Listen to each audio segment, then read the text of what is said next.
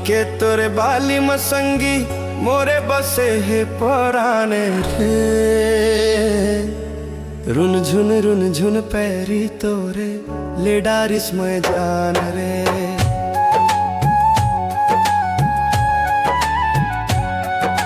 जैसे चंदा के अंजोर तैसे तोर रूप है अनमोल। माया के डोरी में बंध गे हम सुन ले मोर मन के बोल।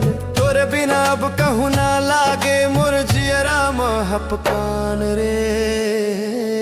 काने के तोरे बाली मसंगी मोरे बसे है पराने रे। रुन झुन पैरी तोरे ले डारिस मोरे जान रे।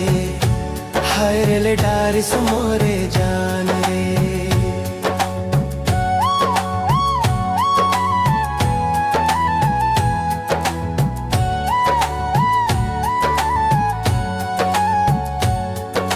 माथे के बिंदिया चंदा कस चमके रूप है तोर अनमोल।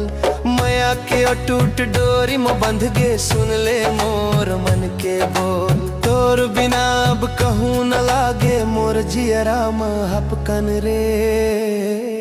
रुन झुन पैरी तोरे ले डारिस मोरे जान रे।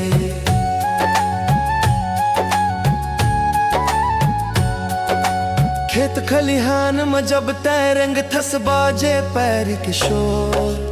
तोर तिर में माया बरसावत नाचे मन के मोर। तोर सुरता मरत दिन जगवाते मोरे अरमाने। काने के तोरे बाली मसंगी मोरे बसे है पराने रे। रुन झुन पैरी तोरे ले डारिस मोरे जान रे। हाय रे ले डारिस मोरे जान रे।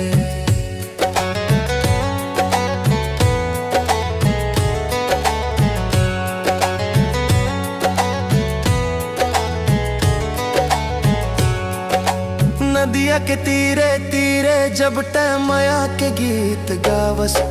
हवा में घुले तोर खुशबू मोर मन लाते डरावस। सातों जन्म बर संगी मोर बन के रही बेसम्मान रे। काने के तोरे बाली मसंगी मोरे बसे है परान रे। डोंगरी के कोरा माँ जब समझ ढल जाते।